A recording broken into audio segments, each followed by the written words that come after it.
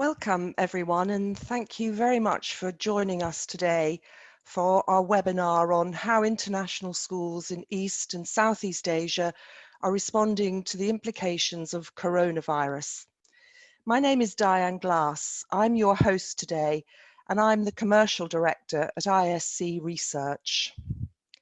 ISC Research tracks the world's international schools market, gathering intelligence and data to inform schools and companies on market developments, opportunities, and challenges. Right now, most of our focus is on supporting schools and suppliers with information they need as a result of the coronavirus. Our field researchers, who are based around the world, are monitoring market changes as best they can. They're talking with school heads when it's possible and building a big picture of the impact that coronavirus is having on international schools right now and how it will likely impact them longer term. There are some exceptional stories of resilience and adaptability by some international schools, and many wonderful examples of the sharing of resources and good practice. I'm delighted to be joined today on this webinar by two of ISC's senior field researchers. Sam Fraser is our head of field research, and he's based in Singapore. Stephanie Quayle is our East Asia consultant and one of our field researchers for China and Hong Kong, based in Shanghai. Welcome to you both. We're keen to hear directly from you about the impact of coronavirus on the schools in your regions. For those of you listening, please do post your questions throughout the webinar. We probably won't have time during the session to respond, but we will reply to all your questions either directly or in a forthcoming blog. So let's begin. Sam, you're based in Singapore, as I say. What's the situation for people there right now? Thanks, Diane. Hello, everyone from Singapore. I hope you're all as well as can be expected. So speaking from my own perspective, life's definitely not what it was a few weeks ago, and I'm sure that's the case for many of us, on the webinar today. My wife and I live in a condo pretty centrally in Singapore. All facilities are now closed on the site here. The government is referring to the lockdown in Singapore as a circuit breaker.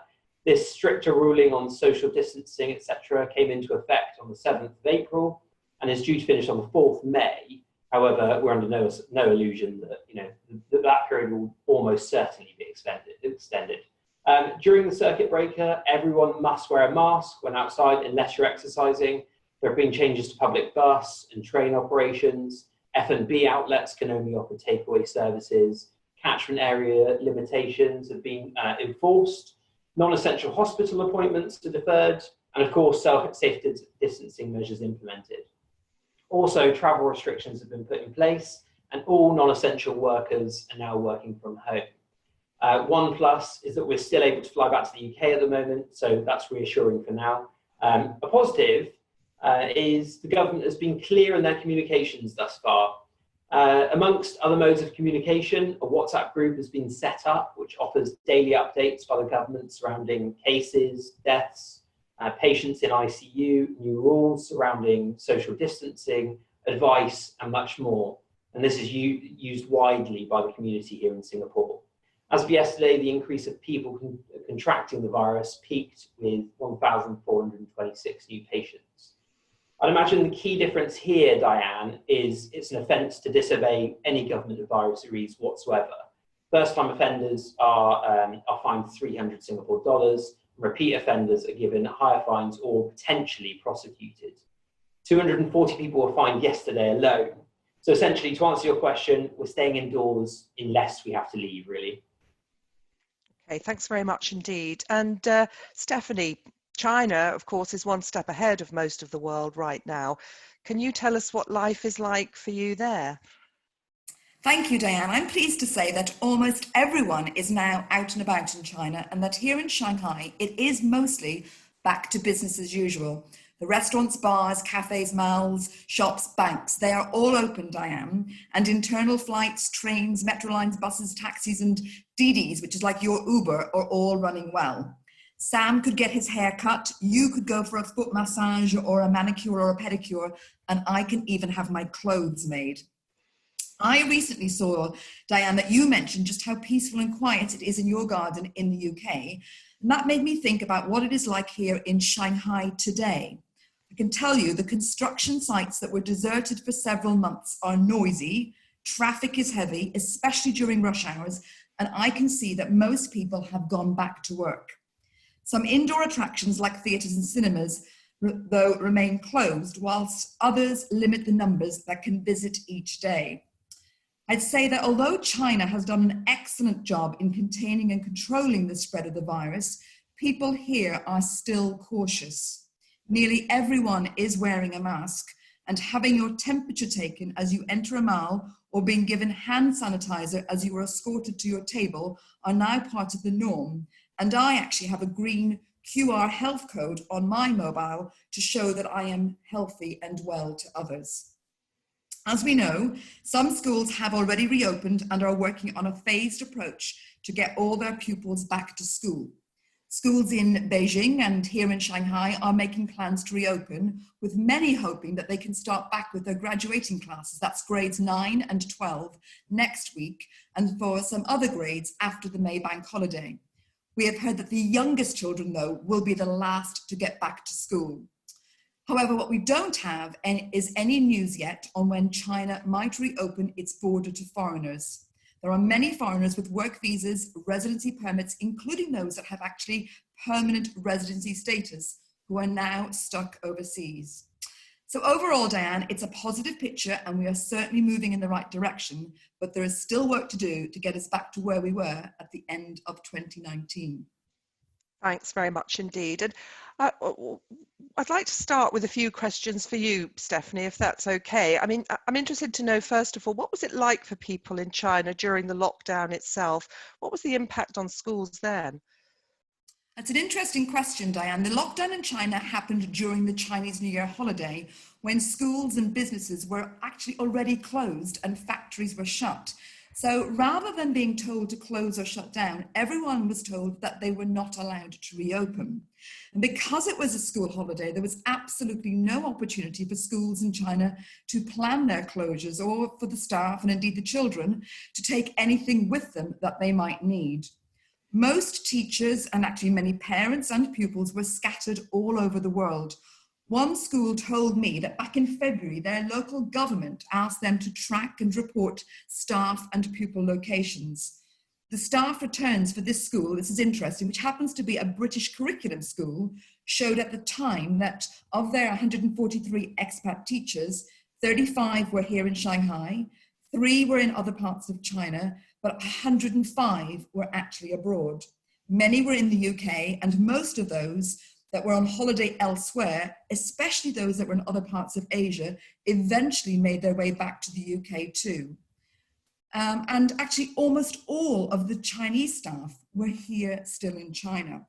On top of this, many school leaders were also out of the country at a time when they needed to manage the first couple of weeks of their school closures. I think, Diane, most teachers remained in the UK or overseas until they were asked by their schools to return to China. In the meantime, school leaders sent out regular briefings to their staff, updating them on the situation in their region. For the people who were in China, they were extremely cautious and they self-isolated. The streets were deserted and people did stay at home. Online shopping is the norm here, so it was relatively straightforward for people to stay in and continue to order food and groceries online. I saw, Diane, myself, thousands of people put to new jobs, power hosing the streets, recording temperatures, delivering groceries, and every kind of takeaway food imaginable. And it's really good to see that these great efforts have paid off and that for most of us, we are largely back to normal here.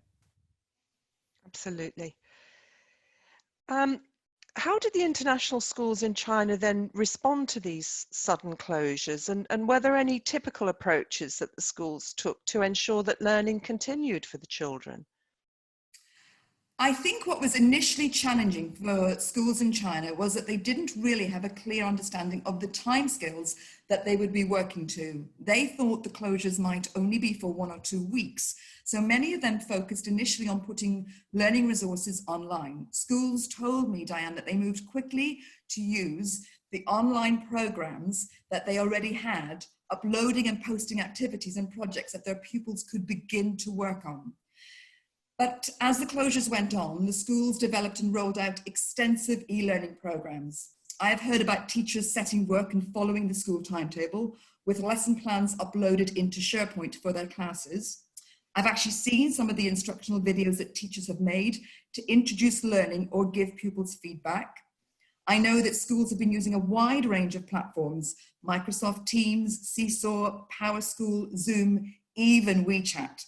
I've heard of ICT teams leading staff training and of pastoral leaders making personal contact with their tutees to maintain a healthy spirit amongst their year groups.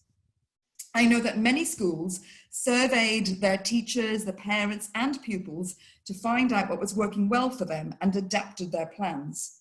Schools have had to cope with different time zones, varying technology for pupils and staff, weak internet connections, and of course, the impact of China's Great Firewall. Online learning has proved especially difficult for younger children who understandably are unable to access the learning resources or work independently. Although I have seen some fabulous examples of storytelling, phonics games, PE exercises, maths puzzles, that kind of thing. I've also been told that here in Shanghai, the ministry sent out learning guidelines to schools about early years. They stated that learning should be voluntary and young children should not have to log on every day.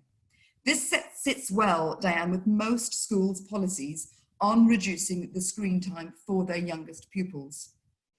What we've seen, though, as weeks have gone on, schools realise that children were missing out on the social interaction of learning, and many are now offering live online lessons. More recently, I've heard of schools that are now running parent-teacher meetings online so that there's the opportunity to provide feedback and discuss targets and strategies too. So I hope, Diane, this gives our listeners a flavour of some of the challenges that schools have faced and how they've coped with these. Yeah, really interesting. Thanks very much indeed, Stephanie. Sam, can I come to you now, please? What about for the wider Southeast Asia region? Are school closures occurring in a similar way to Singapore? Yeah, so thus far I've managed to speak with schools in the majority of countries in Southeast Asia, which has given us the opportunity to understand what the impact of COVID-19 looks like right across the region. The general consensus is that countries are in a pretty similar position, i.e. operating by distance learning. Initial school strategies placed before the lockdown were the usual, so temperature checks, limiting mass gatherings, no parent-teacher conferences, cancelling ECAs, staggered lunches, and spreading out desks in classes and so on. Now, post-closures, schools are only allowed skeleton staffing on campus. Schools are also reporting tangible resourcing challenges as well, which is a big issue. Most countries are going to keep schools closed for the next month at the very least, and even if lockdowns are lifted, that really by no means gives schools the opportunity to open face-to-face straight away. International travel is now limited within Southeast Asia, with travel entry and exit usually needing to be approved. I know that's the case in Singapore. Some students and teachers are not yet back in their home countries as a result, as well, as Stephanie just touched upon. And that's largely down to teachers and students being out of the country at the time at which limitations were placed. An interesting development is that some governments are now being very strict about the schools being prepared to have online learning platforms available. So we've heard the governments are stressing the importance here during school license inspections. Quite possibly the biggest impact has been the cancellation of exams this academic year, the likes of the IGCSEs, A-levels and IB examinations all cancelled. Schools will now have to develop a new structure to fill the void left for students in year 11 and year 13 who no longer have exams to take. Schools are required to collect, analyse and consolidate evidence with the intent of finalising the centred assessed grades as well. These will form the students' grades with no external input now, which offers challenges, as you can imagine. To answer your question, Diane, schools in Southeast Asia had in excess of 6 weeks to prepare, which was a positive in many respects, as it allowed schools time, amongst other things, to implement structures to support e-learning. That being said, not all schools use this time fully, underestimating the severity of COVID-19. Okay, thanks very much indeed. Stephanie, can you tell us how international schools in your region responded to the need to support students with distance learning during these forced closures? How have schools coped with delivering learning online, including how have they prepared the teachers or supported them with training during this time? Many schools, Diane, already had online and VLE platforms that they could tap into, so this wasn't really an issue for them, although some did need to purchase new software and provide training for their staff. Initially, I think with teachers and pupils scattered all over the world, schools had to deal with timetabling and time zone issues. And because the closures happened during a school holiday, many teachers even found themselves without their school laptops and were trying to set online learning using just their mobile phones. I know of one school that was quick to respond to this by allowing the teachers, Diane, to buy a laptop and claim for this expense when they got back to China. They've told me that these laptops are now going to be given to the new teachers when they arrive here in August. Teachers have certainly had to be creative when planning and preparing their lessons and think hard about the resources that the children will have at home to work with. One art teacher, she told me that in her classroom, she obviously provides all the materials, the equipment, basically everything that the children will need to get on with the project. But now, with many children working with the most basic art equipment at home, and perhaps even without a dedicated space other than the corner of a table or maybe a bit of floor space, they've got to really adapt and think differently. For her, one of the biggest differences was how pupils have been unfazed by the limited resources that they have had available. And because no two pupils have the same resources at home, this has led to much more unique and fantastic artwork. But as online learning has evolved and adapted, teachers now are delivering many more online lessons. I would describe this much more like how they might work in their own classrooms. For example, posting the activities and the lesson plan for the session, and then spending time, Diane, with perhaps the whole class at the beginning to introduce the lesson and the work before switching to work with small groups of children in the class, or maybe just even one child. And schools are telling me that they're also now looking at how they deploy the teaching assistants in those virtual classrooms too. So they've got an extra resource and more support to work with small groups or individual children. I've heard about school leaders facilitating training and planning sessions for their teachers, dropping into the online live lessons and organising whole school or larger school events such as assemblies and online competitions for the children.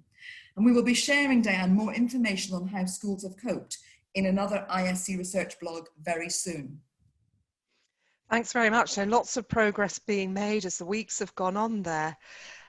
Sam, there are other challenges that all schools are facing at this time, such as student and staff well-being, as well as the demands and needs of parents. How are international schools managing these particular requirements? Yeah, so speaking to schools, it appears the traditional communication channels to parents haven't really changed all that much. This could be through parent portals, newsletters, WhatsApp chat groups, other social media platforms, emails, or over the phone traditionally. That being said, what we have noticed is that the volume of communication definitely has increased during this time, as a greater focus on well-being and general reassurance has been required. Additionally, there has been an effort to develop more creative forms of communication, such as pre-recorded video updates and parent sessions through video conferencing tools as well. Some heads are keeping in close contact with parents, setting up regular meetings with parent representatives to offer the wider community support. Weekly surveys home are also being used to communicate. Fee reduction requests are needing to be managed carefully. Schools are doing well, I would suggest, to show that the great work they're doing with distance learning. However, we are aware that some schools have offered discounts thus far, with no doubt more to follow. In terms of teacher well-being, schools want to make sure social connectedness is still occurring through video calls, team building, working groups, PD days, professional development days, and so on. Some schools are even offering financial support so teachers can remain in adjacent time zones, and I know that's happening in Myanmar at the moment. One school described well-being at the forefront of a lot of plans, with daily check-ins, weekly ratings of how staff are feeling, counsellor availability, group activities like yoga and online book clubs, and so on. For students, a number of schools already have well-being on their curriculum, so that, as you can imagine, this is a real benefit for pupils to have this designated period each week. But even if schools don't regularly have well-being classes, they're reporting an increase in efforts to highlight this as an area for students due to the high levels of stress and, of course, disconnection felt at the moment. The measures being taken include offering virtual sessions with counsellors, increasing communication about well-being, connecting students both inside and outside of the classes, group challenges revolving around fitness, for example, tutor periods still running to create structure, and much more. In most countries, staff are able to remain in country and work from home. This is not quite the case in some regions and countries. I'll give you an example of this. The FCO advised British nationals to leave Myanmar in March, if possible. This led to teachers, students, and staff leaving the country, causing disruptions to schools. In general, schools are responding well to challenges being thrown at them, with some under greater pressure than others, Diane. Great, thanks very much for your insights there. And many education suppliers are poised now, aren't they, to offer schools specialist help as and when they can. What are you seeing that's helping schools the most at this time? Well, firstly, big organisations are in some cases waiving subscription fees. I know certain schools have managed to get Avid software offering free online subscriptions to Sibelius Music. Kahoot Pro, I hear, is currently free. Several children's magazines have offered a large amount of online content. Museums have added more virtual tours and online exhibits. Basically, any interactive learning apps which can help teachers are a massive benefit. When chatting to schools, they mentioned using Tapestry for Foundation School, Class Dojo, Seesaw for Key Stage 1, Screencastify, and many, many other products. There is certainly a lot of specialist software available at the moment, and schools are definitely taking advantage of that. It was mentioned, though, that a lot of companies have been inundating schools with free opportunities to trial products. However, many require lots of information up front, and that's to access software, which causes schools to back away from products, as time, as you can imagine, is very critical. It was also mentioned there is a need for new platforms to be simple to use and come with a good level of support and guidance. It does appear that schools in Southeast Asia in particular have been quick to register to programs which are both well known and offer a wide breadth of functionalities. And this is to keep platforms to a minimum, but also to prevent confusion with the number of applications that they're using. New admissions has been an issue. In some instances, it's still possible to conduct small group site visits. I know that's happening in Bangkok at the moment, but on a very small scale. This is possible by putting stringent checks in place to make sure COVID-19 never enters any campus. Of course, campus attendance is not possible in many areas within Southeast Asia and further afield as well, for that matter. So for families that cannot or do not want to visit campuses, schools host calls via video platform with prospective parents or hold live Q&A sessions. This can be via Facebook or Instagram, for an example. E-Open Days actually are also going ahead now, and it will be interesting to see how effective these are. Remote enrollment in many areas through Southeast Asia will be easier as many of countries have students attending international schools, and they'll be from local backgrounds. The schools that rely on large expat populations will be more heavily impacted, such as here in Singapore, where local students largely cannot attend international schools. That being said, we're aware that virtual tours have been used for many years, and so many schools will already have experience using these tools. But for those who don't have experience with virtual admissions, Diane, I'd suggest problems could arise here. Sure. What about support for the many grade 12 students, those students who are preparing to move overseas to university? What information do they need right now from the universities and also from the pathway specialists, do you think? Well, I've been hearing that university counsellors have been in touch with admissions officers as usual, but Really, Diane, the reality is that they are similarly uncertain as to what the next academic year may look like. The challenge is that students enroll at institutions in many different countries, all of which are experiencing different levels of impact from the spread of COVID-19. Some anticipate a fairly normal start to next year, while others are considering online learning from the start.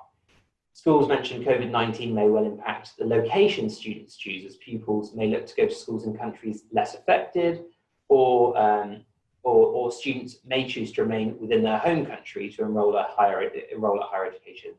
To answer your question, students need to be informed regularly on the ever-changing situation and to feel supported in their choices, and to be made aware of structures in place if students cannot physically attend university next year. I'm aware plans are already being put in place here to operate online if distancing measures persist. Yeah, so still a lot of uncertainty in that area. Stephanie, let's begin to look ahead now, if we could. And as the international schools in China are beginning to reopen, what are the challenges now, the big challenges that they're facing?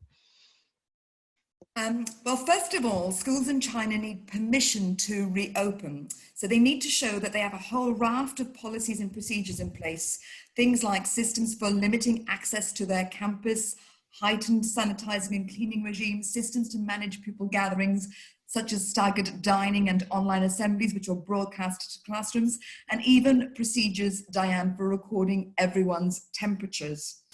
In Beijing, we have been told that grade 9 and grade 12 students must be back in the city for at least 2 weeks. They must have completed their 14 days of self-isolation or quarantine, and that their nucleic acid test results must be negative before they can go back to school. We're also told that staff must be back on duty for at least 10 days to get everything ready to welcome their students back to school. And during this webinar, Diane, I saw that one of our listeners posed a question asking why in East Asia are we looking to bring back the older students first, whereas in Europe, the schools are talking about bringing back their younger children first. And that's because here in East Asia, and particularly here in China, the grade 9 and grade 12 pupils have national exams. They have the Gaokao exam for grade 12, and they have the Zhongkao exam for grade 9 pupils. And those exams are going ahead. They've not been cancelled the way in which the IB and the GCSE and the A-levels have been cancelled. They've been delayed by 1 month, but those children will take those exams in the beginning of July and towards the end of July. So that's why they're bringing those older pupils back first, so that they can prepare those for those national exams. And I also think that they think it's easier to maintain social distancing with older pupils, and it's more tricky to do that with the younger children, and particularly with the very young children. So I hope that answers that question. Secondly, Diane, the other big challenge for schools here in China is that not all their expat teachers made it back to China before the country closed its border to foreigners.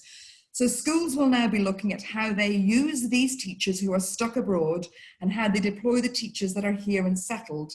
Some of the teachers who are now stuck might be required to continue with their online lessons, which actually could be in the middle of the night for them. And a pupil in school in China might still be having maybe one of their lessons each day online, taught by their teacher who is maybe in the UK or somewhere else in the world. So that's, a pretty big challenge for schools at the moment to get their heads around.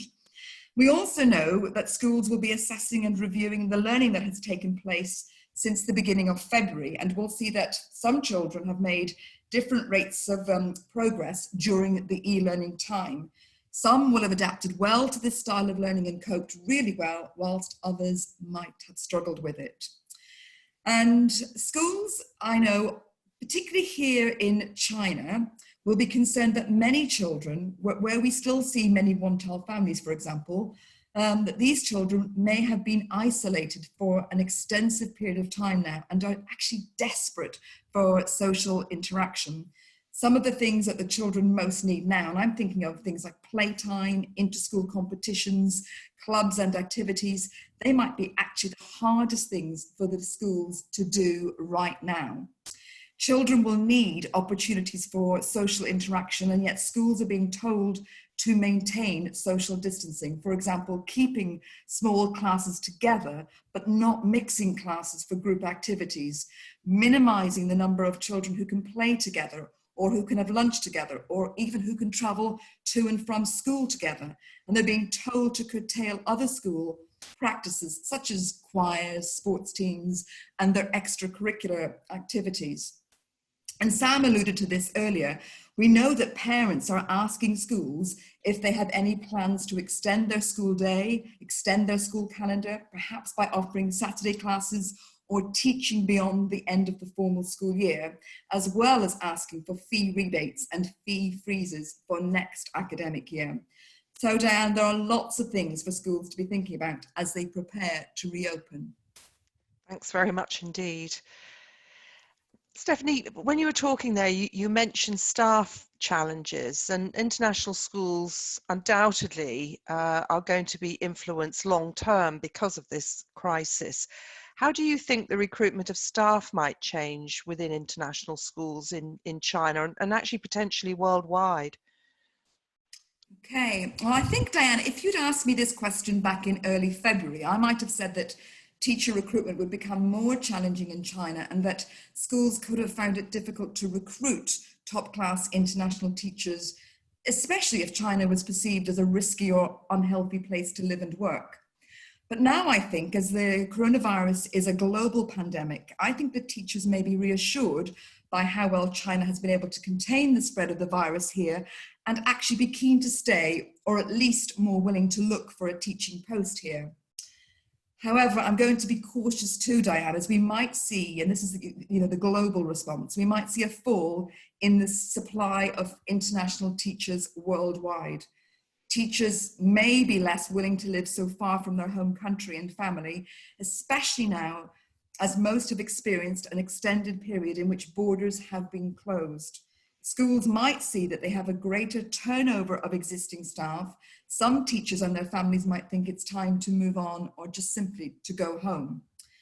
And although I've not heard of any yet, sadly, some schools may be forced to close for good. And if this happens, we know their teachers will be looking for new jobs. I have heard of some kindergartens and private nurseries that have not been able to charge tuition fees since February.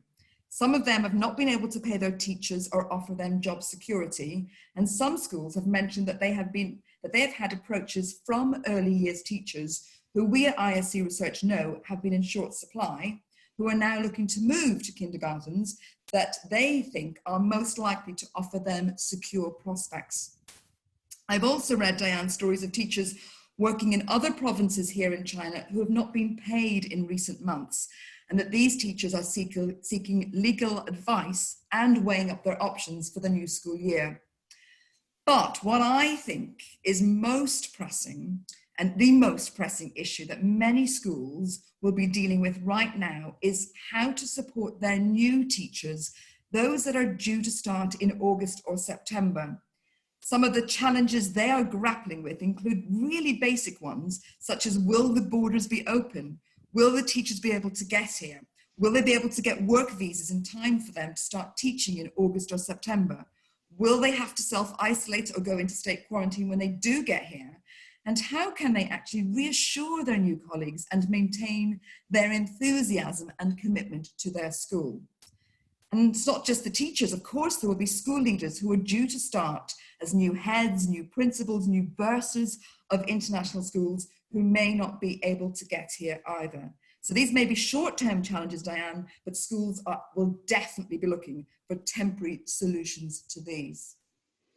Thanks very much indeed, Stephanie. That's great.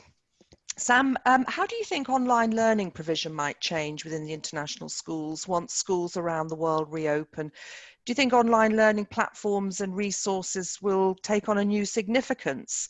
And do you think some schools have learned a tough lesson because the teachers weren't perhaps prepared properly or sufficiently trained to deliver learning online?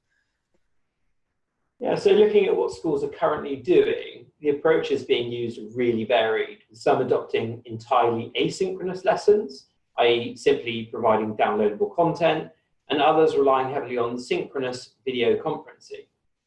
Similarly, the platforms are very different, ranging from Google Drive and its associated apps to Zoom and Skype to in-house solutions as well.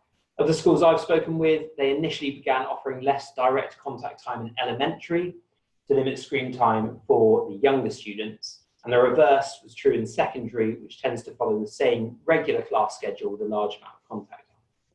Schools are now recognising the benefit of both synchronous and asynchronous lessons and the individual benefits they bring, and therefore are now shifting more towards a blended approach that incorporates both types of lessons.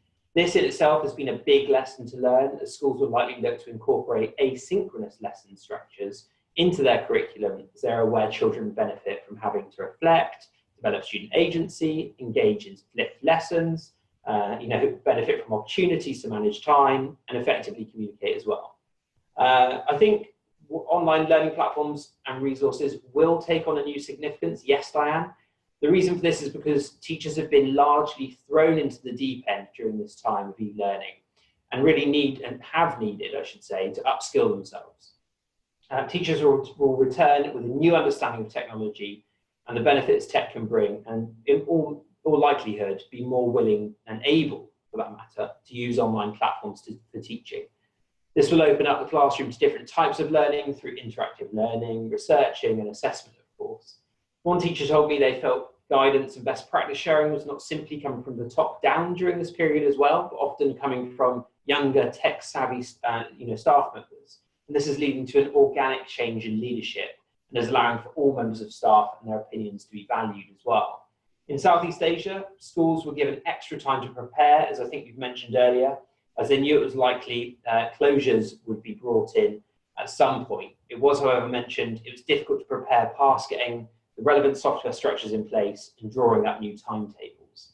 Teachers have certainly struggled in certain instances with a new learning environment and will no doubt need more training and support internally and externally, perhaps through new qualifications in the blended learning area. The bigger issue here, though, is, or has been, the difficulty students have faced, and we can't forget that. Students don't have a robust skill set surrounding online learning, as schools have not featured e-learning heavily before. So this has been a steep learning curve for SMTs, teachers, students, and everyone involved in schooling. That being said, stepping outside of your comfort zone can be beneficial, and we feel schools will likely come out of this with new ideas and a stronger body of staff. That's great. This is fabulous content from Sam and Stephanie. Thank you very much indeed. I'm conscious that we've got about 7 minutes left of the webinar and a few more slides to go through. So just to give you a little heads up on that, Sam and Stephanie.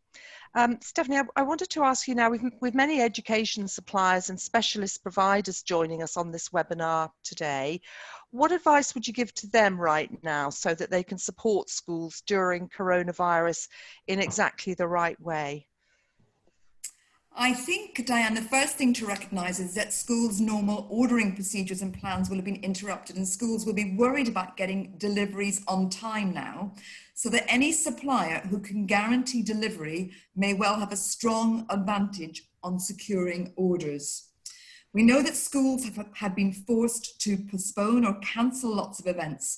It may be helpful for suppliers to find out from the schools if these events have been totally cancelled or just postponed. I would say get in touch with the school and ask them if they are switching things around and if they still intend to do them. I am sure that schools will be looking for alternatives for the things that might not be possible for them to do in the next 12 months. Things like their summer camps, their school trips, or international sporting competitions. Can suppliers offer an alternative that won't involve international travel? And like we talked about before, the fee refunds and the fee freezes, if some schools are having to consider these, funding might be tighter than usual, and they will be looking for best value.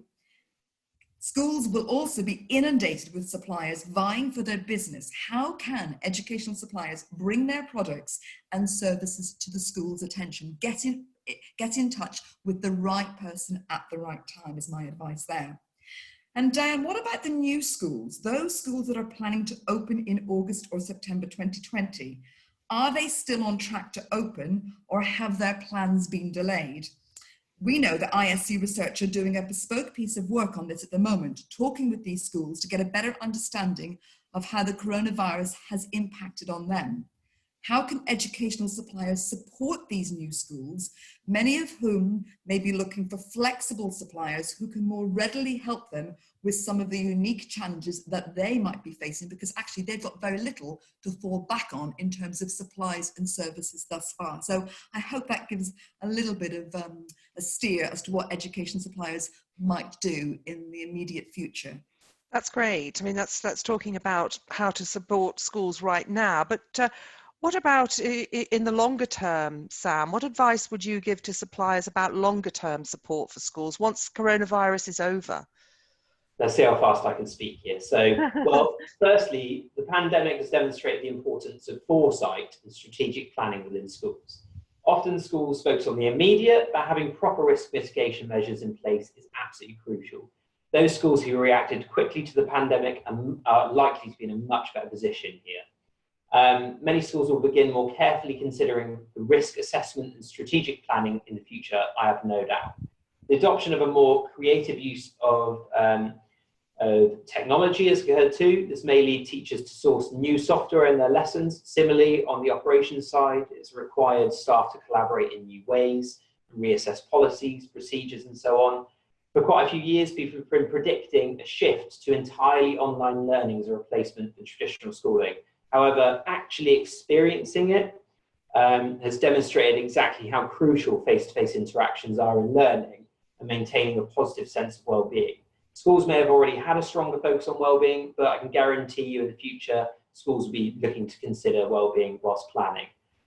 Following this, we've heard schools have been looking to develop online learning opportunities for Year 11 and Year 13 students who will soon have their grades predicted. Schools recognise that once grades are submitted, there are still opportunities to engage students in preparation for the next the next stage of their academic journey, I should say. Programs have been developed to focus on using the time available to add genuine value. So schools are working with external suppliers at the moment, such as Be The Change, Own Academy, SUMAS, and LinkedIn Learning offering pre-university skills courses. We feel this is a growth area, Diane, for schools who will continue to work with external providers to help create well-rounded students, especially after Year 11 and Year 13 examinations. That's great. Thanks very much indeed. And finally, to you both, what do you think may be a future change which will come about in international schools because of the challenges that they've faced during this crisis? Perhaps begin with you, Stephanie. Thank you, Diane. Well, I think when I read news stories these days, there's a lot of doom and gloom, and most people are talking about a decline in demand for their business or industry. And what I think could be true is that we might see fewer expats here in China.